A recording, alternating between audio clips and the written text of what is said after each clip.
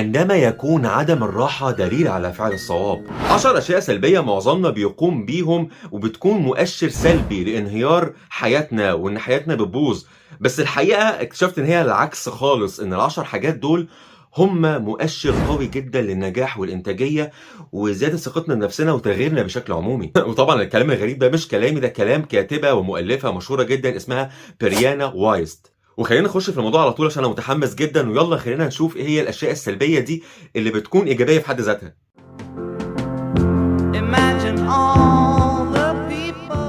واحنا بنبدا اول حاجه خلينا اقول لكم على جمله هتدوب قلبك كده وانت بتسمعها: عندما يكون عدم الراحه دليل على فعل الصواب. وعشان نفهم معناها اكتر خلينا نخش على اول حاجه على طول.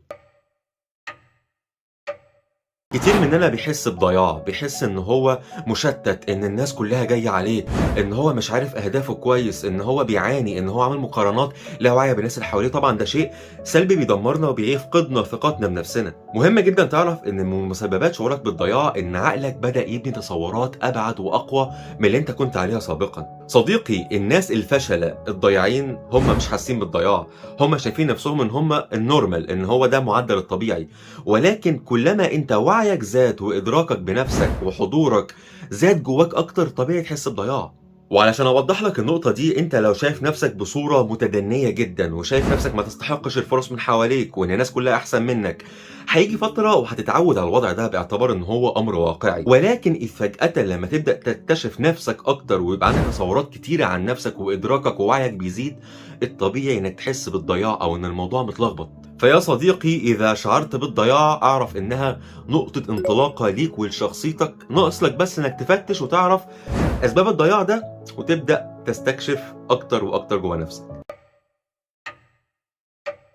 تاني حاجة وهي انفجار المشاعر. لو انت قاعد في امان الله عادي لقيت انفجار مشاعر من الحنين ومشاعر من الغضب تجاه اشخاص تانيين ومشاعر من الكره ومشاعر من الحب جياشة وعاطفة ملتهبة، اذ فجأة انت في امان الله، ايه اللي بيحصل ده؟ وطبعا الامر ده ممكن يكون ليه عوامل نفسية كتير، بس ابرزها واهمها على رأي الكاتبة هو ان عقلك الباطن بيبدأ يلفت انتباهك ان في مشكلة لازم تتصلح في مشاعرك، ان في مشاعر كتيرة جدا انت كبتها جواك، ما واجهتهاش على الحقيقة، ما تقبلتهاش اصلا، فانت بتظن انك انت خلاص اتخلصت منها، بس تكتشف إذ فجأة ان هي لسه موجودة، هي بس كانت مدفونة جواك. فلما تلاقي المشاعر متضاربة جدا وتلاقي نفسك تايه من كتر المشاعر، اعرف ان دي وسيلة كلفت الانتباه من عقلك انك تبدا تتقبل المشاعر دي من اول وجديد. ادي كل شعور حقه. اذا حسيت انك مثلا متضايق او عايز تعيط، عيط، بس كن لوحدك لو انت بتفضل العياط لوحدك. يعني لقيت نفسك مثلا اوت اوف مود، ما تطلعش نفسك بالعافيه، لا يا حبيبي، ادي شعورك حقه.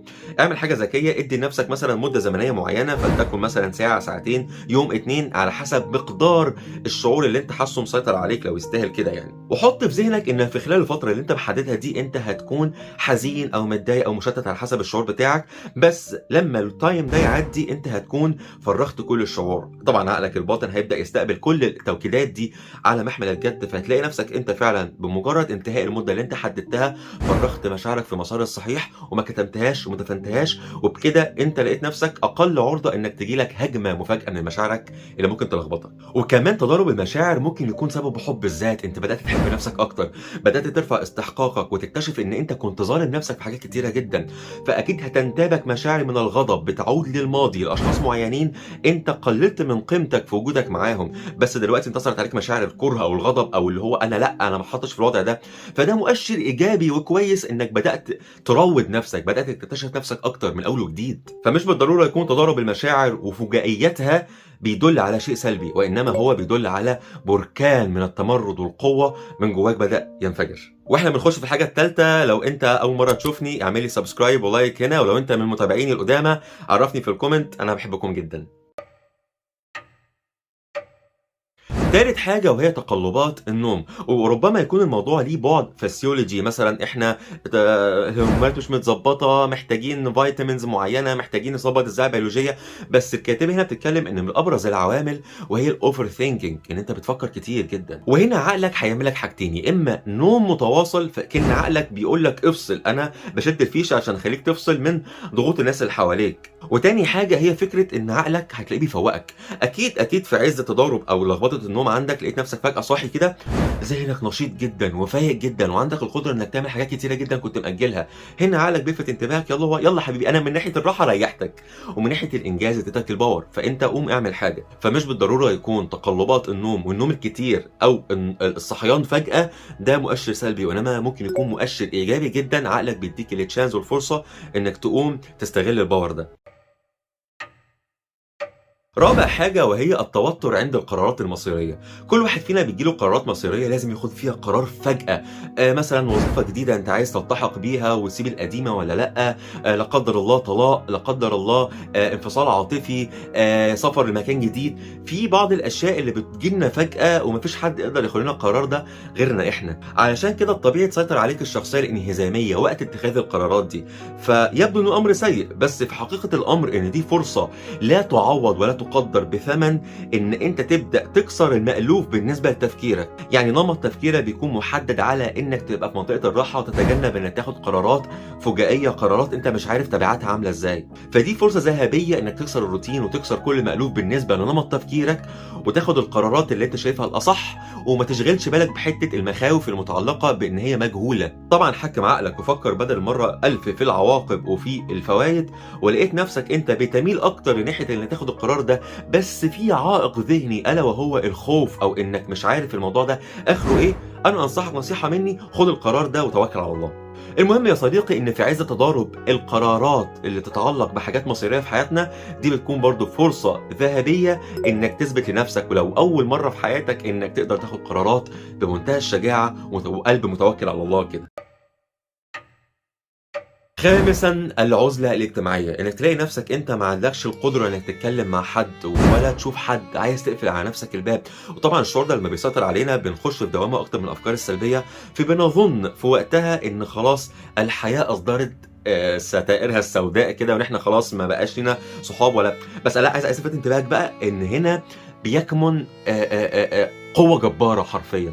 هنا عقلك الباطن بدأ يلفت انتباهك إن في ثغرة موجودة، والثغرة دي ممكن تكون مثلًا فقدان الطاقة علشان الأشخاص دي بتأثّر عليك بالسلب، ثغرة متعلقة إنك أنت ما عندكش أو مش متمكن إنك تكون شخص اجتماعي جدًا، ثغرة بتكمن في إنك أنت مثلًا محتاج تضبّط حاجات شوية في طريقة كلامك أو أسلوبك. عدد كبير جدًا من المشاكل اللي عقلك الباطن بيبدأ يلفت انتباهك ليها بس على هيئة انعزال، بس الانعزال ده بيكمن في حد ذاته إنك بتاخد الpower بتقعد كده عُزلة مع نفسك، بتاخد طاقة، بتقطع عن نفسك برضه الطاقة السلبية وبتشحن طاقة إيجابية من داخلك من جواك علشان تكون أقوى في الlevel الجاي في التعامل مع الناس، وللأسف أغلبنا بياخد الموضوع ده بطريقة سلبية إن هو زي ما قُلت لك الحياة تبقى سودا، بس في حقيقة الأمر إن هنا برضه فرصة قوية جدًا إنك تتعافى وتقعد مع نفسك وتدرك كويس نقاط قوتك وضعفك، ولمّا ترجع تتعامل تاني مع الناس هيبقى خلاص عندك ذكاء مسافات، عرفت مين يستحق إن هو يكون موجود قريب، ومين يستحق إن هو يكون بعيد بناءً على الطاقة السلبية بتاعته أو على الأذى النفسي لينا. فيا صديقي إذا حسيت نفسك عايز تنعزل، انعزل، بس تكون مدرك في قرارة نفسك إنك هييجي عليك وقت وهترجع أقوى جدًا من الأول. الشيء السلبي السادس اللي إحنا بنفترض إن هو أصلًا سلبي، هي لمّا تظهر لك أحلام عميقة وواضحة. الحلم من النوع اللي هو الdeep dream اللي أنت بتفتكر مثلًا الروائح اللي شميتها والمشاهد اللي شُفتها وكأنها HD مثلًا زي ما أنت بتشوفني دلوقتي. الأحلام دي خلي بالك مش سلبية، إحنا بنفترض إن هي سلبية. هنا برضه عقلك الباطن عن طريق الأحلام بيبدأ يلفت انتباهك لحاجات أنت المفروض تصلحها، يعني أنت مثلًا على سبيل المثال حلمت إن أنت بتهرب من ناس كتير بتجري وراك، الموضوع ده مش اعتباطًا أو مش صدفة، ممكن يكون الناس اللي بتجري وراك دي تجسيد أو إشارة من عقلك ليك اللي هو ما تهربش من مشاكلك، واجهها، قوم بُص للناس دي وحاربهم. قد تحلم إن أنت مثلًا بتهوي من مكان بعيد، طبعًا الحلم ده بالمناسبة أكيد أغلبنا حلمناه، فده ممكن يكون إشارة من عقلك الباطن اللي هو أنت بتهوي، أنت بتنهار، فاللي هو فوق لنفسك، اللي هو عقلك بيدّي لك مؤشر أو منبه داخلي كده جواك بيلفتك لنقاط قوتك ونقاط ضعفك. وعشان أكون واضح في بعض الأحلام اللي بتكون فعلًا مش منطقية، يعني أنا مثلًا دلوقتي راكب طيارة F-16 ورايح أغزو طبق مكرونة كبير. إيه المنطقية في كده؟ أنا باقول لك كده علشان مش كل حلم تحلمه تبدأ تفترض إن هو مثلًا إشارة كبيرة جدًا ليك، فذهنك يشتغل على الموضوع ده ممكن ينعكس بطريقة سلبية، فلأ، إذا لقيت حلم واضح بيحمل رسايل قد تكون مفهومة، ابذل مجهود في فهمها، لقيت حلم مش واضح ومتشعبط ومش متركب على بعضه، خلاص اعتبره كده شيء اعتباطي. الشيء السابع لما يجي عليك وقت تحس إن أحلامك بتنهار، كل حاجة مخطط لها بدأت تتهاوى قدام عينيك، ساعتها بتتملكك مشاعر من الغضب واليأس والقنوط بتدمرك جدا. بس خليني أقول لك هنا بقى على رأي الكاتبة، أنت لما بتجيلك المشاعر دي لما حلمك بينهار، ده معناها إن في تصورات كتيرة جدا إيجابية طاغت على تصوراتك القديمة. هفهمك بالراحة. على سبيل المثال، أنت كان حلمك إنك تفتح مطعم، بس مع مرور الوقت انت بدأت تتعلم عن البيزنس اكتر، تتعلم مهارات اكتر ليها علاقة بالفريلانسنج، فانت لقيت حلمك ده بيبعد اكتر، بينهار. ده معناها ان عقلك بدأ يخش في حيز اكبر من التصورات والاستحقاق، اللي هي الاحلام الجديدة. بالاخر الاحلام الجديدة دخلت افسحت مجال لنفسها وطردت الاحلام القديمة. فعندما تشعر وكأن احلامك بتنهار قدام عينيك، اعرف كويس ان انت بتتحضر لشيء انت ما تعرفوش، وان واجب عليك ما تيأسش، تكتشف نفسك اكتر وتعرف ايه الدافع اللي خلى الاحلام تتهاوى قدام عينيك بالشكل ده، الا وهو وجود تصورات ابعد، ووجود قوه جباره جواك من الوعي والادراك اللي على اساسهم تستحق انك تحقق احلام تانية ممكن ما كانتش في خيالك. فيا صديقي بليز، عندما تنهار الأحلام من حواليك لا تفقد الأمل ولا تيأس ولا تستسلم لمثل تلك الأفكار السلبية الهدامة، ولكن على الوجه المقابل لازم كويس تكتشف نفسك وتعرف إيه اللي أنت وصلت له كتفكير وصلك للمرحلة دي. في شيء إيجابي أنت لوحدك اللي هتعرفه، ومفيش حد هيساعدك فيه. الحاجة السلبية التامنة ودي بتكون صعبة على معظمنا، وهي اكتشاف الحقائق. ان انت تتصدم مثلا بحقيقة انك عرفت ان الشخص ده مش بيبادلك المشاعر زي ما انت كنت متوقع، تعرف ان صاحبك ده كان بيكذب عليك طول الوقت، ده مش بيتمنى لك الخير، الوظيفة دي انا هترفد منها قريب. في حقائق بتظهر قدامك، بس ده مش صدفة. هنا برضو عقلك بيبدأ يختبرك وبيبدأ يوسع إدراكك علشان ما تحطش اكسبكتيشن أو توقعات وتبدأ تبقى عايش في الأوهام وتلاقي نفسك أنت ما حققتش حاجة في حياتك. أحيانا يا صديقي لازم نعيش تجربة الاصطدام بالأمر الواقع علشان الوهم يتبخر ويتلاشى. لو أنت كنت عايز تعيش حياة مليئة بالأوهام ورفع سقف التوقعات، انت كنت عايشها، بس الاصح والاسلم انك تخش حياه واقعيه منطقيه ما فيهاش اوهام، ما فيهاش مجال انك ترفع سقف توقعاتك في حد. فالطبيعي تتصدم، الطبيعي تاخد خذلان خناجر كده جوه قلبك. فيا صديقي لعل الخير يكمن في الشر، والحاجات دي تبدو لك في وقتها كده ان هي شر وسلبيه جدا، والعالم كله بيتغير من قدامك، مفيش امان.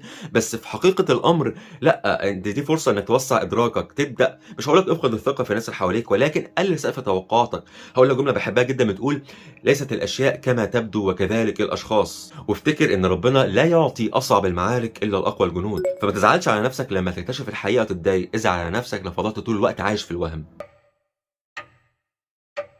أسوأ حاجة سلبية لما يجيلنا اعتقاد إن الطريق طويل. أنا دلوقتي بابدأ شغلانة معينة ومتحمس جدًا ليها، بس لسه هاعمل وأخلّي وأسوي. أنا عايز أبدأ كورس إنجليش، لسه هاتعلم كل حاجة فيه. لما ييجي لك شعور سلبي إن الطريق لسه طويل، افتكر كويس إنك أنت ما كنتش لاقي طريق في البداية. يعني وجود طريق قدامك أصلًا في حد ذاته ده شيء إيجابي، على عكس ما تكون أنت أصلًا مش لاقي طريق وماشي بتتخبط يمين وشمال، أو حتى ما عندكش حتى تصور داخلي إنك ممكن تحقق حاجة. فيا صديقي، إذا تعاظمت عليك الأسباب توكل على مسبب الأسباب، وابدأ فكر إنك هتاخد المشوار ال1000 ميل بيبدأ بخطوة زي ما بيقولوا. خُد اللي هو step every day 1% بس من حاجة أنت عايز توصل لها، ولكن ما تستسلمش للأفكار السلبية اللي هتيجي لك لما تكتشف إن الطريق طويل. عاشر واخر حاجه معانا هي الشعور بالمسؤوليه العاطفيه، انك تبقى مسؤول عن مشاعرك، انك ما تسقطش يعني عيوبك على الناس اللي حواليك، انك تكون مدرك من الاخر ان مشاعرك دي انت المسؤول عنها، خيرها وشرها. يعني لو جالك شعور معين بالاحباط اللي هو انا ما فيش حد بيفرحني، انا المسؤول عن فرحتي، طب انا ازاي افرح نفسي؟ اعرف ان الشعور ده انطلاقه كبيره جدا ليك انك تستكشف حاجه اسمها معنى السعاده بالنسبه لك ايه. اعمل حاجات بتفرحك، اعمل حاجات بتديلك ثقه بنفسك، اكسر الروتين، ما تعتمدش على حد اعتماد كلي ان هو يكون مصدر سعاده ليك. خلي المقياس بينك وبين نفسك ان انت بتبسط نفسك، وعندما تاخد الخطوه دي على محمل الجد عقلك هيساعدك جدا. وافتكر ان عقلك ده ربنا خلقه لك يكون مساعد ليك. هتستخدمه بطريقه سلبيه كافكار داخليه هدامه هيساعدك على كده، هتستخدمه كطريقه ايجابيه برضه هيساعدك على كده. فلما تلاقي نفسك انت هتبدا الطريق لوحدك وانت المستقل بمشاعرك، افرح ان دي نقطه قوه ليك هتفرق معاك طول حياتك، انك تكون معتمد على نفسك اعتماد كلي كاشباع رغباتك وكشعورك بالسعاده. اكتبوا لي في الكومنتات ايه اكتر حاجه انتوا كنتوا بتعملوها وتحمستوا ان انتوا تعرفوا الجانب التاني منها الايجابي.